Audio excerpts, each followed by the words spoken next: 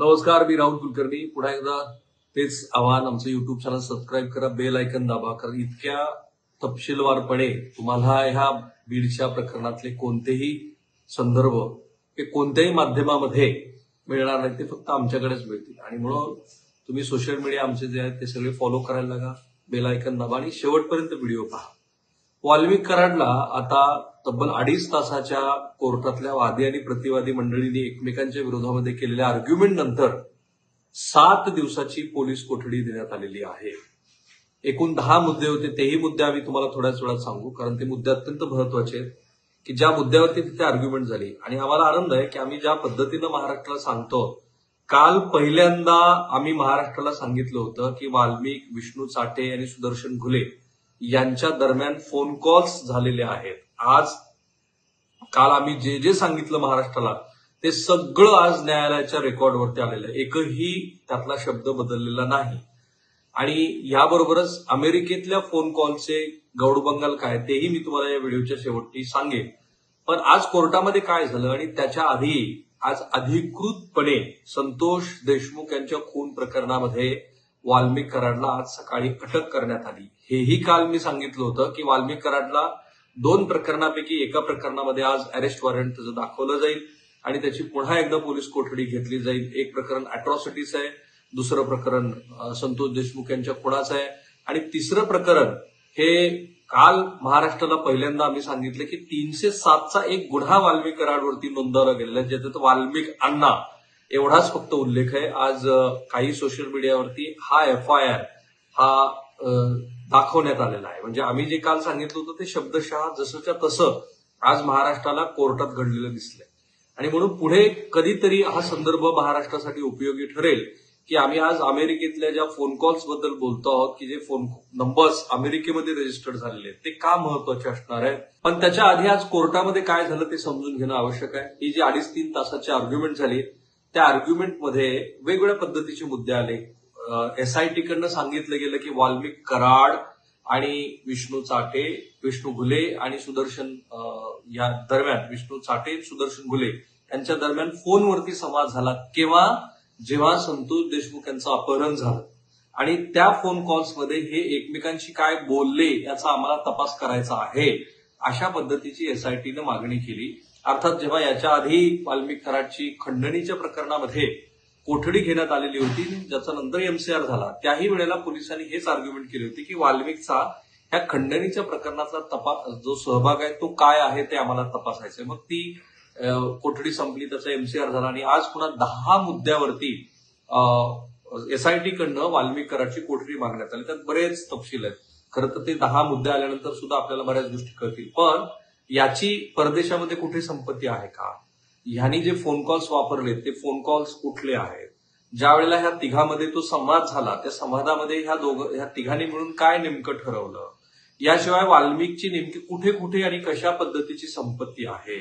वाल्मिक कराड हा संघटित गुन्हेगार आहे आणि संघटित गुन्हेगारीच्या माध्यमातूनच संतोष देशमुख यांचा खून झालाय. कारण कोर्टाने विचारलं की तुम्ही मकोका का लावलाय?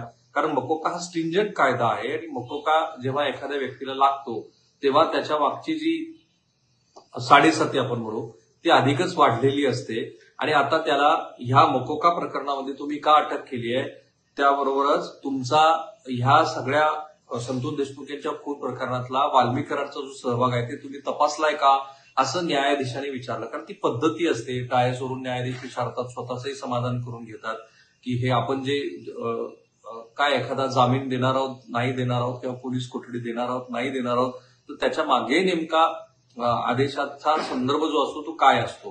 तर ह्या सगळ्या प्रश्नाला SITनं उत्तर दिलं आणि SITने सांगितलं की हो, वाल्मिक कराड, सुदर्शन आणि विष्णू या तिघांमध्ये संवाद झालेला आहे आणि हा अत्यंत महत्वाचा पुरावा आहे, ज्याला आपण सर्कमन्स म्हणजे परिस्थितीजन्य पुरावा आपण ज्याला म्हणतो, तसा पुरावा आता हा आहे की त्या काळामध्ये ज्यांच्यावरती खंडणी आणि संतोष देशमुख यांचा खून केल्याचा आरोप आहे त्यांच्याशी तुमचा फोनवरून संवाद झालेला आहे. मकोका का लावला? कारण मकोका हा संघटित गुन्हेगार आहे. मग त्याच्या आधीच्या सगळ्या गुन्ह्यांची यादी ही न्यायालयामध्ये वाचून दाखवली गेली आणि सगळ्यात महत्वाची आर्ग्युमेंट हीच केली की संतोष देशमुख यांचा जो खून झाला त्या खुनामध्ये वाल्मिकचा काय सहभाग आहे हे आम्हाला तपासायचं आहे. तर जो प्रतिवादी पक्ष होता, जो बचाव पक्ष होता, त्या बचाव पक्षाने असं म्हटलं आणि कायद्याच्या दृष्टीने याचा पुढेही केस पडणार आहे, ते म्हणजे एखाद्या व्यक्तीने एखाद्या व्यक्तीवर बरोबर फोनवरती संवाद साधला याचा अर्थ त्यांनी त्या गटात सहभाग घेतला असा होत नाही. हा एक मुद्दा. पुन्हा तुम्ही मागच्या वेळेला जेव्हा पीसीआर घेतला होता तेव्हा जे तपासाची कारणं सांगितलेली होती ती तीच कारणं आहेत वगैरे अशा पद्धतीचा तो बचाव होता. आता काही जप्त करायचं राहिलेलं नाही वगैरे असा जो नेहमीचा बचाव असतो प्रतिपक्षाचा तो झाला. परंतु न्यायाधीशांनी 7 दिवसाची पोलीस कोठडी वाल्मिकला दिलेली आहे. आणि आता मग वाल्मिकचा या सगळ्या प्रकरणातला सगळ्यात मोठा जो काल आम्ही खुलासा केला होता तो म्हणजे संतोष देशमुख यांच्या प्रकरणामध्ये म्हणजे यांच्या खुनामध्ये वाल्मिकचा सहभाग आहे हे आज पहिल्यांदा रेकॉर्डवरती आलेला आहे. आणि त्याला फॉर्मल अरेस्ट जी झाली आहे ती आज सकाळी झालेली आहे. आता जी ह्या फोन कॉल्सची जी एक महत्वाची गोष्ट असणार आहे, जी गोष्ट महाराष्ट्राला माहिती नाही ती म्हणजे वाल्मिक कराडचे जे 3 फोन जप्त करण्यात आलेले आहेत त्या फोन कॉलमध्ये जे सिम कार्ड होते त्यापैकी काही सिम कार्ड हे विदेशामध्ये रजिस्टर्ड झालेले सिम कार्ड आहे. आणि माझी माहिती अशी आहे की निवडणुकीच्या विशिष्ट काळामध्ये त्या फोन कॉलवरून काही लोकांना फोन कॉल गेलेत असा संशय एसआयटीला आहे. आणि तो नंबर पण माझ्याकडे आहे, परंतु तो तपासाचा भाग असल्यामुळं की ज्या नंबरवरून हे फोन कॉल्स केले गेलेले आहेत आपण तो डिस्प्ले करणार नाही.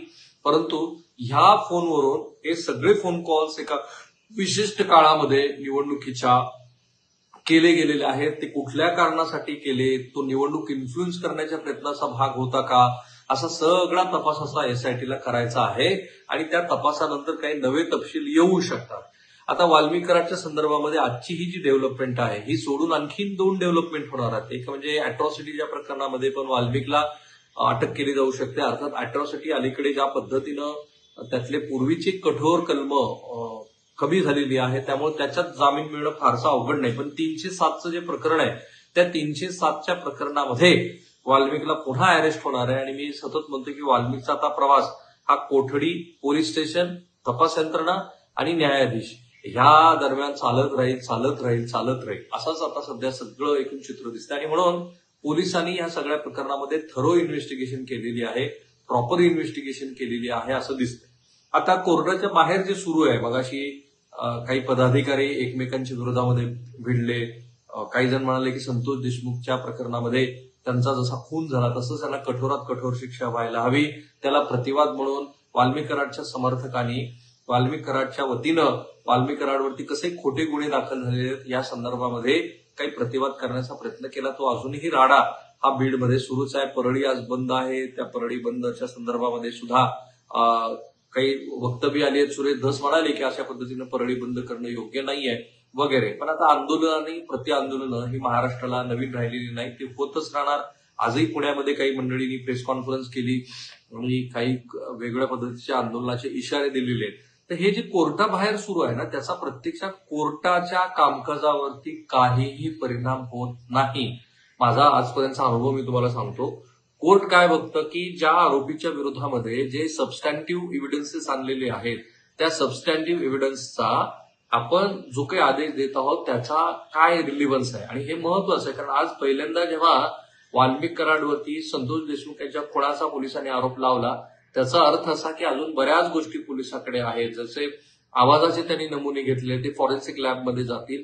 आणि भारतीय न्याय संहिता ज्या अलीकडच्या काळामध्ये ह्या सरकारनं बदलली, आयपीसी मध्ये बदल केला आणि भारतीय न्याय संहिता केली, तर त्या संहितेमध्ये हे फोन कॉल्स हा महत्वाचा पुरावा म्हणून गृहीत धरला जातो. कारण तो पुरावा हा अनेक अर्थांनी महत्वाचा आहे. आता काही प्रेक्षक हे खरं तर याच्यावरती सविस्तरपणे आपण कधीतरी व्हिडिओ करूया, लवकरच करू, की वाल्मिक कराडला त्याच्या तोंडावरती काळे पडकं का नव्हतं किंवा त्याच्या हातामध्ये हतकड्या का नव्हत्या वगैरे. तर हे जे सर्वोच्च न्यायालयाचे निवाडे आहेत ते अत्यंत महत्वाचे आहेत. सर्वोच्च न्यायालयाने वेळोवेळी सांगितलेलं आहे आणि हे अपवादात्मक परिस्थितीमध्येच पोलीस हे त्याची अंमलबजावणी करतात. विशेषतः वाल्मिक कराड सारखी हाय प्रोफाईल केस असेल तर की त्याच्यामध्ये तुम्हाला आरोपीला हतकड्या घालता येत नाहीत, त्याच्या चेहऱ्यावरती पण तुम्हाला कुठलंही फडकं बांधता येत नाही ऍज लॉंग ऍज तशा पद्धतीची विशिष्ट अशी मागणी कुणी केलेली असेल. म्हणजे हातकड्या घालण्यासंदर्भात तर अत्यंत सुस्पष्ट असे निर्देश कोर्टाने यावेळी वेळोवेळी दिलेले आहेत की कोणत्याही आरोपीला, कारण तो अजून संशयित आरोपी आहे तो निर्दोषच आहे, जोपर्यंत तो न्यायालयाच्या संपूर्ण प्रक्रियेनंतर त्यांनी ह्या प्रकरणामध्ये तो दोषी आहे हे सिद्ध होत नाही तोपर्यंत. आणि म्हणून बहुधा त्याच कारणाची इथे पोलीस अंमलबजावणी करताना दिसत आहेत आपल्याला.